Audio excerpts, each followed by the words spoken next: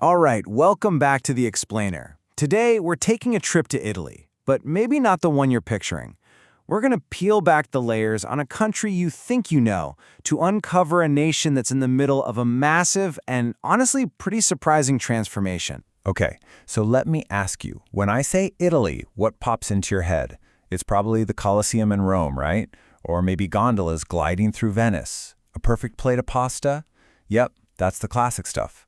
But I want you to hold that thought because we are about to completely flip the script. Instead of pasta, how about this? Fusion energy. We're talking about a high-tech race to basically build a miniature sun right here on Earth. And guess what? An Italian physicist is one of the key people leading the charge. Or what about AI-powered data valleys? Yeah, there's a plan to build one of the biggest AI hubs in all of Europe, turning southern Italy into a total digital powerhouse. And to top it all off, millionaire tax havens. No, seriously, Italy is quietly becoming one of the go-to spots for the super rich. Surprised? You should be. This is the new Italy we're going to dive into today. Okay, so let's get into our first big idea here. Italy isn't just kind of, dipping its toes into the future. It is aggressively building a whole new economy, one that's fueled by some serious high-tech ambition and, get this, a massive influx of global wealth. 100 billion euros. That is the potential investment we're talking about for Puglia's new data center valley. And listen, this isn't just a couple of servers in a basement. This is a huge, massive initiative to build an AI-focused hyperscale hub. The goal? To plant a flag and put southern Italy right on the global tech map. And it's not just about the tech itself. It's about the people coming with it. Italy is on track to welcome 3,600 new millionaire residents just next year. That makes it the #3 spot in the entire world for migrating wealth. We're talking right behind places like the UAE and the United States. So you're probably asking, how? Why Italy? Well, a big piece of the puzzle is this: a flat tax of just 200,000 euros a year on all foreign income. Now, for you and me, that sounds like a lot. But for the ultra-wealthy, this makes Italy a shockingly cost-effective option compared to the usual tax havens. And you get that incredible Italian lifestyle as a bonus. It's a pretty sweet deal. And this all loops back to Italy's big tech dreams, even in the search for clean energy. So what on earth is a stellarator? Well, it's this crazy-looking device for nuclear fusion. The idea's actually been around since 1951, but back then it was just way too complex to actually build. But now, a startup, co-founded by some brilliant Italian physicists, is bringing it back to life. They're using modern supercomputers to finally, maybe, crack the code. But all this high-tech stuff, it's happening at the same time as these really deep shifts in the country's social fabric. It's not all about AI and taxes, It's about real people, their jobs, and their well-being. Take retirement, for example. This has seen one of the biggest changes. The average retirement age has shot up by a full 7 years in just 3 decades. That's because new policies are basically keeping people in the workforce longer, all to try and make sure the pension system stays afloat. But if you dig just a little deeper than those averages, you find a pretty big problem. A shocking 34% gap in monthly pensions between men and women. Think about that. Women are more than half of all pensioners, but they only get 44% of the total pension money. And a lot of that comes down to historical differences in pay and career paths. But Italy is also making some really progressive moves to tackle these modern challenges.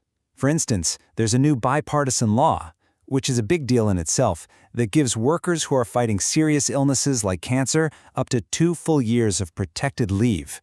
What that really means is people don't have to choose between their health and their job anymore.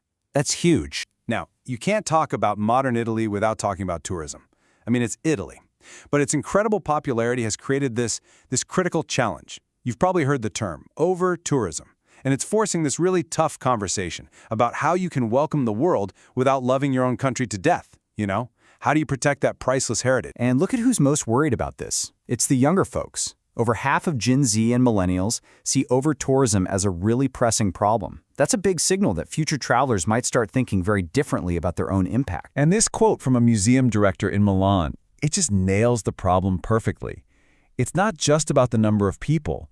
It's the addiction to smartphones mixed with the crowds that creates, in her words, an explosive combination. It's this culture of distraction that puts the art and the actual experience of seeing it at risk. So what are they doing about it? Well, museums are putting out this sort of gentle guide to etiquette. You know the stuff. Don't use a flash, try not to bring a giant backpack, and maybe don't use a selfie stick right in front of the Mona Lisa. It's not about being super strict, it's more about nudging people toward mindfulness. Just a simple reminder to be present and help protect these amazing treasures for everyone else. It's a simple idea, but a really powerful one. And that tension, right, between protecting the old and embracing the new, that brings us to our final theme for today. The incredible, mind-blowing contrasts that really define Italy. It's a country where ancient history lives right next door to world-class modern marvels. And this just shows it perfectly. On the one hand, you've got these Domus de Janas, or fairy houses.